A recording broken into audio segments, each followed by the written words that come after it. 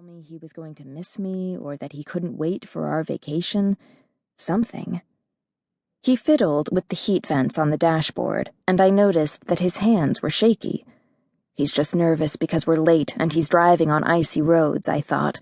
But when we stopped at a light, he gave me a look, a really deep, long, soulful look, and my heart got fluttery in a way that was well beyond travel nerves. My lease was up in 2 months. We'd talked about it at dinner the other night. That look had to have meaning. That look, the silence, the nerves. He was going to ask me to move in with him. And it's not like I hadn't thought about it. I knew where I would hang my Jackson Pollock prints and which corner of his living room would be perfect for the wing chair I'd reupholstered with fabric from an old wool suit. On my first morning living there, I'd wear my black satin bathrobe and make him pancakes and fresh squeezed orange juice. I already knew I would do everything in my power to keep all bodily functions to myself, no matter what, and I'd decided that someday, when we finally got married, I wasn't going to take his name, but I would consider a hyphenation. Jenny Shaw Holmes had a good ring to it. The drive to Greater Rochester International Airport only took 15 minutes, but by the time we got there, I'd thought up 5 different ways to say, "Yes, I'll move in with you." I'd vetoed 3 and was torn between a staid and dignified, "Of course I will," and shouting, "Oh, Deegan!" as I threw my arms around his neck, getting just teary enough to be sweet, but not messy enough to embarrass him. Deegan was a hospital corners kind of guy. He didn't even have any specks of lint in the leather casing around his gear shift, and all the chrome detailing on his dashboard shone like it had the first day he got his car.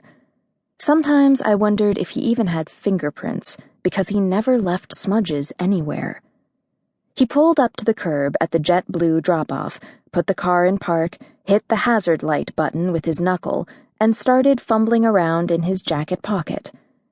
There was something in there, something he had his hand around. It had a hard corner.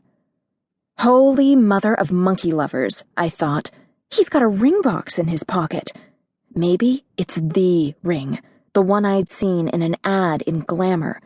We were sitting on the couch drinking coffee. He was reading Sports Illustrated. I flipped the page, and there it was. An elegant solitaire with an emerald-cut diamond. I stared at it for a little too long.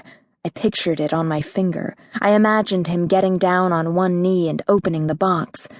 By then, we'd been dating for a year, and it seemed about the right amount of time. "What you reading?" he asked, looking over my shoulder. The page across from it was about new spring makeup colors. There was hardly any text. It was obvious I hadn't been reading about coral lipstick for such a long time. "It's pretty," he said, pointing to the ring. I turned the page quickly, my cheeks flushing.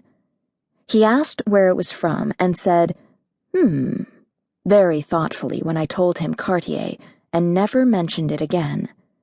Maybe he'd finally gotten the ring, and he just couldn't wait. Maybe he'd planned to ask me on our trip, but he was so upset that we'd be apart, and the ring was burning a hole in his pocket. Maybe, when I got to Seattle, I could post a picture of that ring on my hand. My status would be, "Jenny Shaw is getting married." And all the girls I'd gone to high school with, who were now smugly pregnant and posting about cravings, morning sickness, mucus plugs, and something called a boppy, could just eat it. "Jenny," he said, his hazel eyes wide, framed with the kind of dark, thick lashes any woman would die for, but only guys seem to have. "I have to tell you something." "Oh, Deegs," I said, sighing happily. I know, you have to go, but I think I need to say this now." I felt frozen, like time and air and space and the rotation of the earth had all stopped just to hear what Deegan would say next. I have these feelings, and I think I owe it to all of us to figure them out." "All of us?" He gave me a helpless look, and it clicked into place. All of us.